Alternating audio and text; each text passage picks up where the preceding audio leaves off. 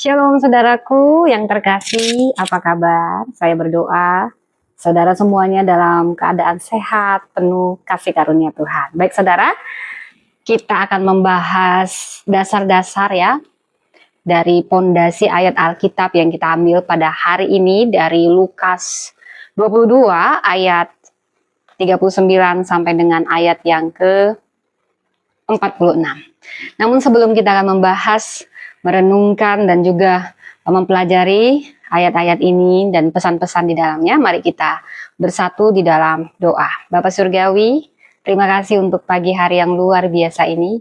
Kami ada sebagaimana kami ada saat ini semua, karena kebaikan-Mu, kemurahan-Mu, anugerah-Mu yang amat besar dalam kehidupan kami.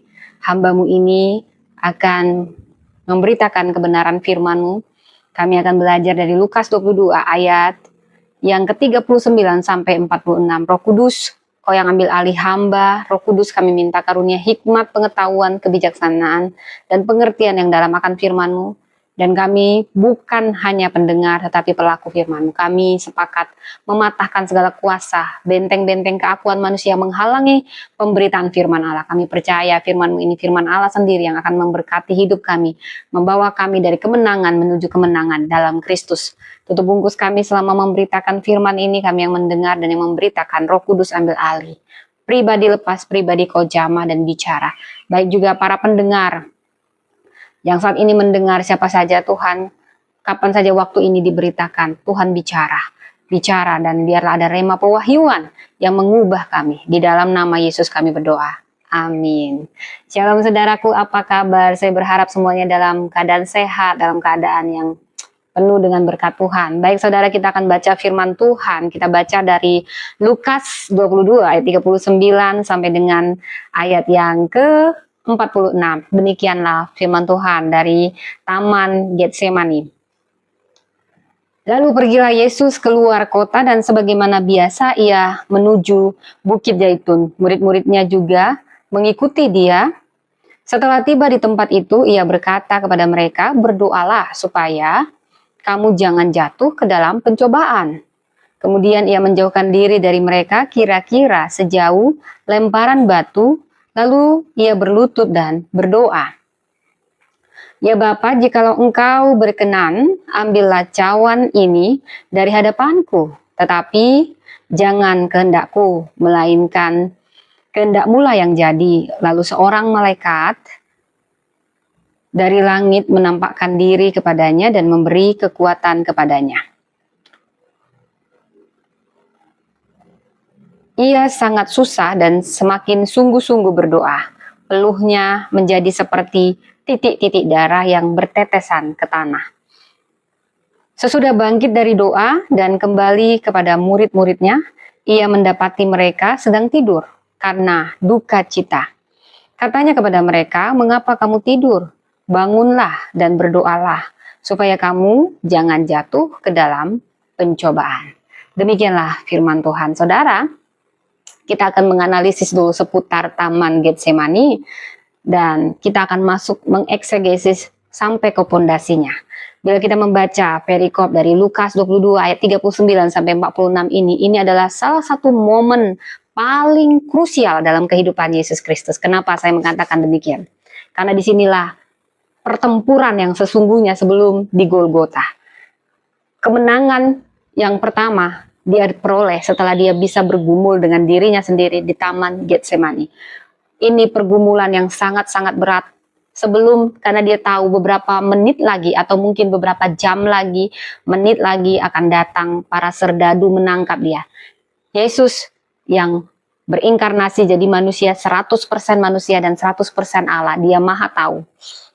Dia akan ditangkap, dia sudah tahu ke depan, tetapi itu dia bisa ubah sebenarnya kalau dia mau menunjukkan powerfulnya sebagai seorang Tuhan, bagi seorang keilahiannya, maksud saya bukan seorang Tuhan, saudara, mohon maaf, keilahiannya, saudara, sebagai Tuhan. Tetapi disinilah pertempuran yang sesungguhnya, bagaimana dia harus melawan dirinya sendiri. Wow, musuh terbesar adalah diri sendiri, dan Yesus sedang memberi kita teladan ketika kita juga masing-masing akan masuk dalam pertempuran dan dimurnikan, diperas di Taman Getsemani kita masing-masing, saudara.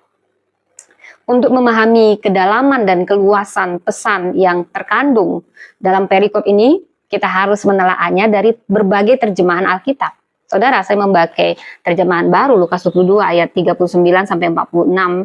Ini dikatakan, saudara, lalu pergilah Yesus dan sebagaimana biasa ia menuju Bukit Zaitun. Artinya Yesus sudah terbiasa punya jam doa khusus.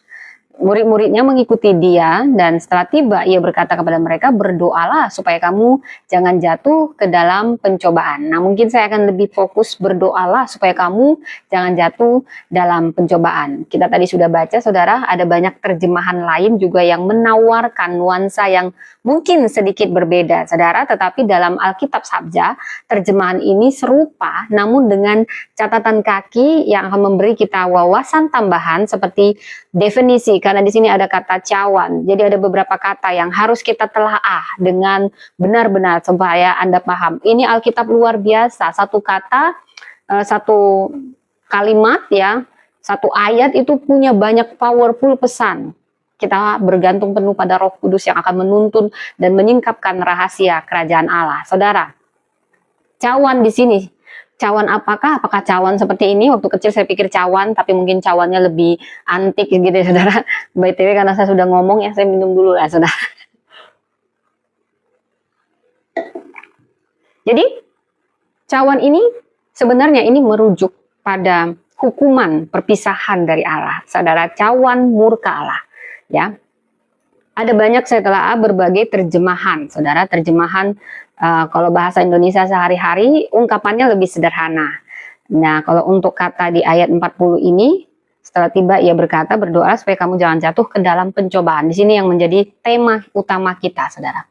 Bila kita telah ada dalam bahasa sederhana, dibilang berdoalah terus supaya kamu masing-masing tidak berbuat dosa.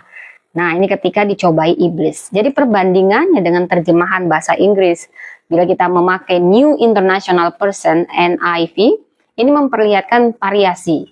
Misalnya, pray that you will not fall into temptation. Perbedaannya dalam pemilihan kata itu seperti fall into, give into, atau enter into temptation. Ini dapat memberikan penekanan yang berbeda pada sifat pencobaan itu sendiri-sendiri. Saudara, bila kita juga masuk ke penelitian yang lebih naratif low dan signifikan dari Lukas 22, baik sebelumnya, ayat sebelumnya kita harus kaji kalau kita membaca satu perikop adalah lebih baik supaya benar-benar biblical, betul-betul Alkitab, karena kita percaya Alkitab ini adalah fondasi yang paling benar, saudara ya. Jadi Anda harus telaah sebelum, ayat sebelum dan sesudah ya. Jangan cuma satu kata dicomot-comot, yang nggak boleh, comotokologi, cocokologi, nggak boleh. Jadi itu harus benar-benar satu perikop berdasarkan konteks, oke? Jadi kalau kita lihat sebelumnya ini, Taman Getsemani ini tidak terjadi dalam isolasi, saudara. Sebelumnya dari Lukas 22, ini mencatat sebelum perikop di Taman Getsemani kejadiannya adalah perjamuan terakhir.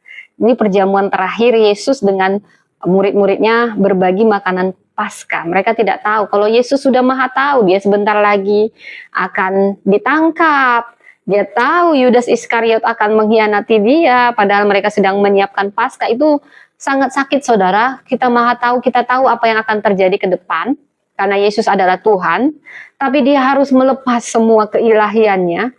Dia harus seperti anak domba yang akan membiarkan dirinya ditangkap, disiksa, padahal dia harus menelan semua cawan murka Allah untuk memperdamaikan dengan Allah. Dia tahu dia akan dipaku, dia tahu dia akan ditonjok, disiksa, dicambuk, kulitnya akan keluar-keluar. Wow, itu sakit karena dia dalam posisi manusia 100% dan 100% Tuhan. Dan dia sudah tahu yang mengkhianatinya. Dia sudah tahu ini terakhir kali dia dengan murid-muridnya. Ada rasa sedih, saudara. Yesus masih menahannya, saudara. Bila kita melihat ini, para murid belum mengerti, saudara ya. Kalau sebentar lagi gurunya akan dibantai, gurunya bisa melawan, tapi tidak boleh melawan. Harus menelan semua siksaan supaya tergenapilah apa yang dinubuatkan untuk karya keselamatan. Saudara, pergumulan paling berat bukan di kayu salib. Pergumulan yang paling berat adalah ketika di Taman Getsemani. Yesus berhasil memenangkan di Getsemani, baru dia menang di Bukit Golgota, sehingga dia membiarkan dirinya seperti anak domba disesah, dicabik-cabik, padahal dia bisa melawan. Saudara, musuh terbesar kita adalah diri kita. Kita akan masing-masing menghadapi Taman Getsemani kita, saudara. Bila kita mencatat dari Lukas 22 sebelum Taman Getsemani itu tentang perjamuan terakhir, The Last Supper. Saudara, kalau belum tonton filmnya, bagus lah. Ada banyak versi, saudara. Ini menginstitusikan perjamuan kudus. Ini peringatan tubuh dan darah Kristus, karena dia tahu tubuhnya akan dicabik-cabik, saudara, habis-habisan. Wah, tidak ada yang paling kejam sekejam yang dilakukan pada Yesus. Tidak ada penyiksaan yang paling kejam selain pada Yesus, saudara. Jadi, dia sudah lahir di tempat paling hina, dia sudah mati di tempat paling terkutuk, dan dia sudah mati dengan cara yang paling kejam. Bahkan mungkin kalau murid-muridnya masih lebih kejam yang dilakukan pada Yesus, saudara. Selalu ada harga yang harus dibayar untuk mengikut Kristus, saudara. Yesus juga menubuatkan pengkhianatan yang dilakukan Yudas dan juga penyangkalan yang akan dilakukan Petrus. Dia maha tahu, dia sudah tahu. Tetapi dia sedang memberi kita free will. Apakah setelah kegagalan kita masih mengandalkan Allah, atau kita mengasihani diri kita dan tenggelam dalam dosa kita, saudara. Ini juga pilihan yang mengajari kita banyak hal, saudara. Kemudian lebih lanjut, ada perselisihan, bahkan bila kita lihat di The Last Supper, para murid mereka masih sibuk ngurusin mana yang paling besar di antara mereka. Kemudian Yesus meluruskan dan mengajarkan tentang kepemimpinan yang melayani. Instruksi Yesus kepada para murid untuk membawa pedang, meskipun mungkin disalahartikan oleh mereka, itu sebenarnya ada banyak makna-makna dalam yang Yesus sedang persiapkan kepada muridnya, walaupun mereka tidak langsung mengerti. Ini adalah persiapan untuk perlawanan fisik, artinya bahaya yang akan datang dan ketidaktahuan mereka akan misi rohani Yesus. Saudara, pada saat itu situasi politik sedang tegang di Yerusalem di bawah kekuasaan Romawi, saudara. Dan ini punya ekspektasi mesianik, makanya mereka kecewa dengan Yesus yang tidak membebaskan mereka dari kekuasaan Romawi. Jadi yang mereka harapkan Mesias yang luar biasa mendamaikan dan membebaskan. Padahal yang dimaksudkan kedatangan Yesus adalah pembebasan secara rohani, saudara, ya.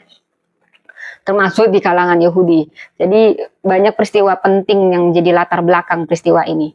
Pergumulan di Getsemani ini mencatat bagaimana penangkapan Yesus, pengkhianatan Yudas, dan juga ciuman pengkhianatannya, dan bagaimana respon para murid, termasuk tindakan impulsif dari salah satu mereka, yaitu Petrus, memotong telinga hamba imam besar ketika dia mau menunjukkan dia sok pelawan membela Yesus. Tapi Yesus justru menyembuhkan hamba tersebut, ya.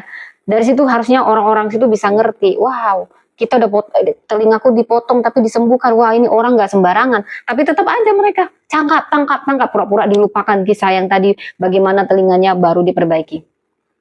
Yesus bisa ngelawan, Yesus bisa menang, Yesus bisa buat mereka semua buta, Yesus bisa tempeleng mereka satu-satu, Yesus bisa melempar mereka ke langit ketujuh, bisa, karena dia Tuhan.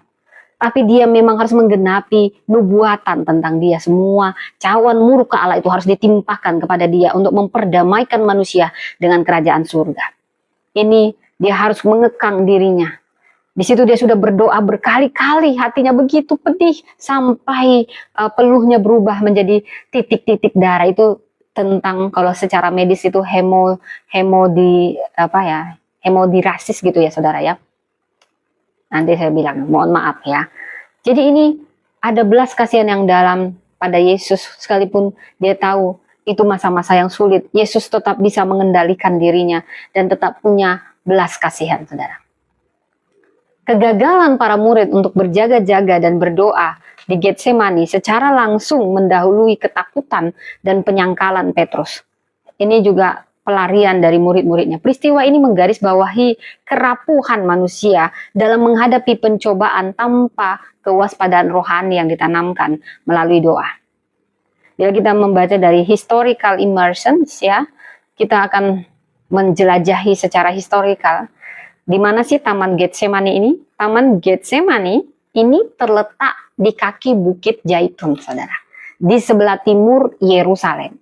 Ada melintasi lembah Kidron.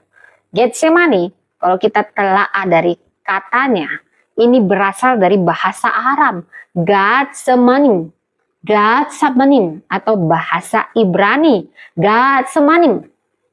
Ini artinya apa? Pemerahan minyak. Ini menunjukkan bahwa tempat ini, Getsemani ini, adalah kebun zaitun, saudara. Dan di situ ada alat pemeras minyak, saudara. Sebenarnya ada makna teologis. Kenapa Yesus harus berdoa di situ? Itu bukan karena kebetulan Yesusnya singgah di situ, bukan. Semua juga untuk menggenapi suatu nubuatan dan ada makna-makna teologis. Jadi karena Yesus sudah terbiasa, dia punya kebiasaan berdoa di Bukit Zaitun, saudara. Dan murid-muridnya mengunjungi tempat ini menunjukkan bahwa lokasi ini lokasi yang tenang untuk berdoa. Syahdu, bisa juga untuk beristirahat dari luar hiruk pikuk kota, saudara. Yesus sangat-sangat juga memberi kita teladan, cari tempat yang tenang untuk berdoa. Karena kau perlu tempat yang tenang, hening untuk kau berdoa, sungguh-sungguh. Ini tradisi yang juga menunjuk pada lokasi tertentu. Kalau kita sekarang membahas dari ahli modern, ini mengakui bahwa lokasi ini persis ada saat kemungkinan besar, bukan pohon, jadi gitu ya. Kalau dari tradisi, lokasi ini mengakui ini persis, kalau lokasi persis Getsemani-nya belum diketahui dengan pasti, karena banyak pohon-pohon zaitun kuno yang saat itu kemungkinan besar, saudara, bukan pohon yang sama lagi pada zaman Yesus, karena pohon di sekitar Yerusalem itu ditebang oleh bangsa Romawi pada saat dikepung tahun 70 Masehi. Jadi mungkin pohon-pohonnya sudah berubah, saudara ya, karena ditebang. Tapi saya percaya masih ada pohon yang sama yang jadi saksi bukti 2000 tahun yang lalu. Mungkin pada saat itu dia masih kecil, dia bisa lihat aja kecil gitu ya, saudara. Ya, saya hanya punya iman ada gitu pohon yang memang dia ribuan tahun masih bisa hidup ya. Siapa tahu ya, saudara ya. Namun ya kita harus semuanya berdasarkan bukti ya, saudara ya. Jadi kalau memang dari sejarah sudah tidak bisa dibuktikan pohonnya sama, jadi tempatnya di mana persis Tuhan itu juga berdoa sulit untuk ditentukan, tetapi ada kemungkinan-kemungkinan dari berbagai data, saudara ya. Jadi keberadaan pohon zaitun di lokasi itu tetap menghubungkan pengunjung saat ini yang modern dengan lanskap dan konteks pertanian pada zaman Kristus. Jadi kondisi sosial di Yerusalem pada abad pertama Masehi itu ditandai oleh pendudukan Romawi dan hierarki sosial yang sangat kompleks.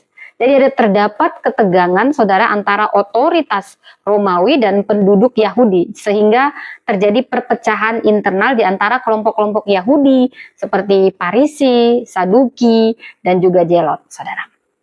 Bila kita melihat dari latar belakang politik dan agama yang bergejolak, ini memberikan konteks penting untuk pemahaman kenapa Yesus memilih untuk tunduk pada otoritas Romawi daripada memicu pemberontakan politik. Ini yang sebenarnya diharapkan oleh para ahli Taurat, membebaskan mereka dari otoritas keromawian, tetapi Yesus justru tunduk daripada memicu pemberontakan politik. Bila kita melihat dari segi ekonomi, Yerusalem ini berpusat pada bait suci yang merupakan pusat ziarah dan kegiatan ekonomi.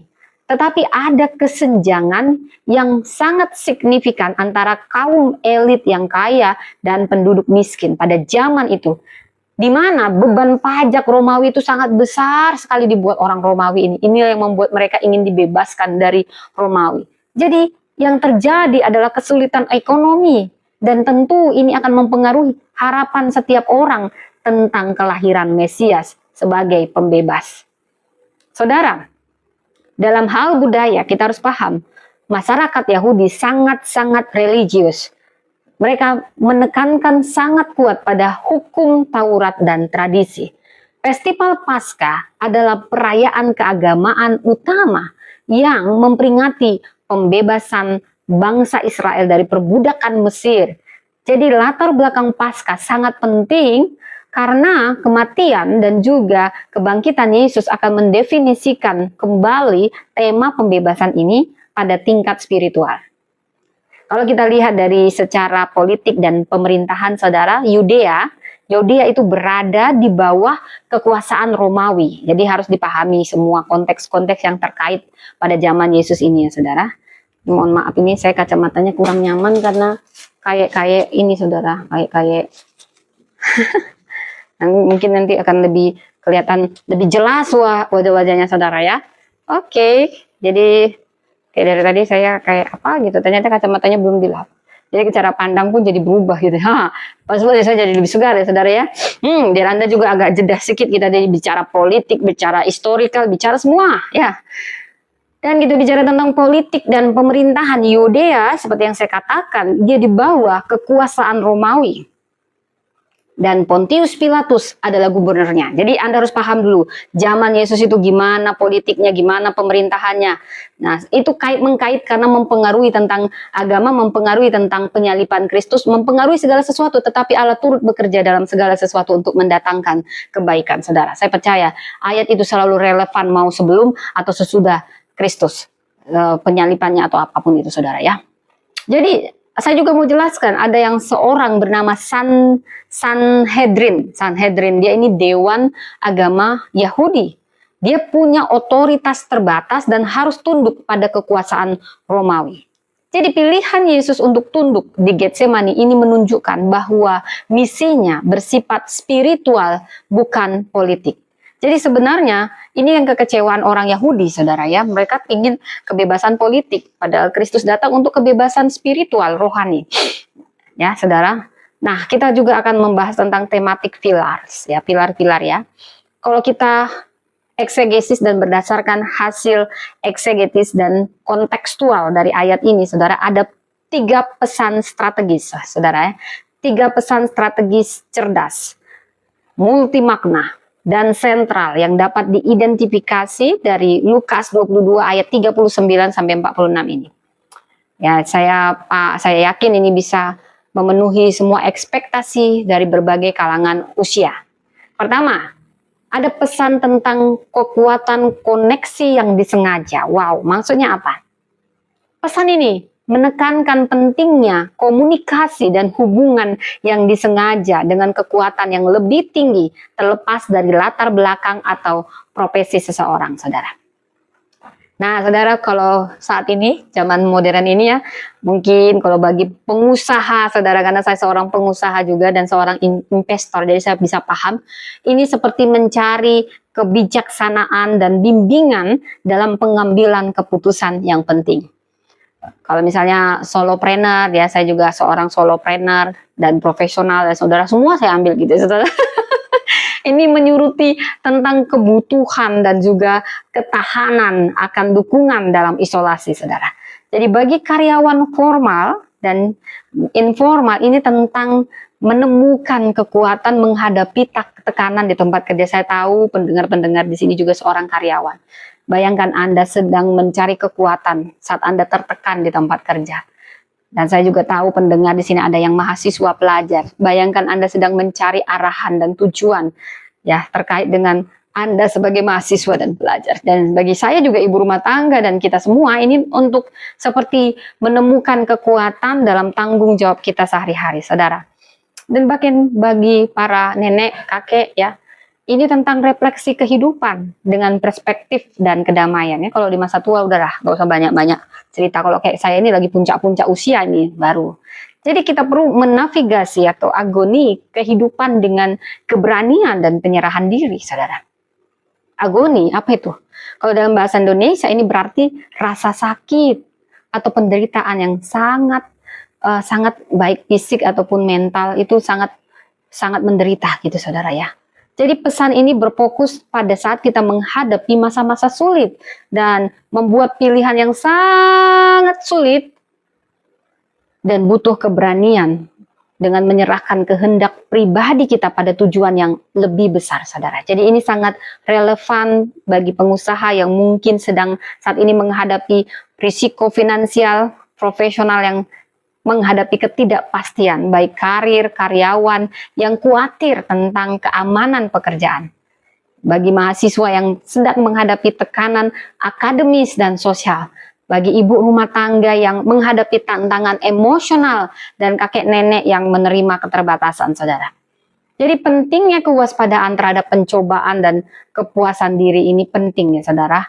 Ini menekankan tentang kebutuhan untuk tetap waspada secara rohani dan moral di semua tahap kehidupan. Jadi ini seperti tahap untuk pengambilan keputusan etis bagi para profesional bisnis untuk menjaga integritas bagi karyawan, menghindari gangguan bagi siswa, dan menolak pengaruh negatif untuk semua kelompok usia dan tetap terlibat dalam kehidupan bagi para lansia. Jadi kata kunci dari Lukas 22 ayat 39 sampai 46 ini mengungkapkan makna yang lebih dalam ketika diteliti lagi dalam bahasa aslinya Getsemani, yang Getsemani dalam bahasa Arabnya Getsemanin, dalam harfiahnya itu berarti pemerahan minyak, penekanan, ya. Ini proses pemerahan zaitun yang melibatkan tekanan yang luar biasa untuk mengeluarkan minyak, ya. Jadi ini sangat berharga. Oke. Ya. Oke, kita lanjut lagi nanti, Saudara.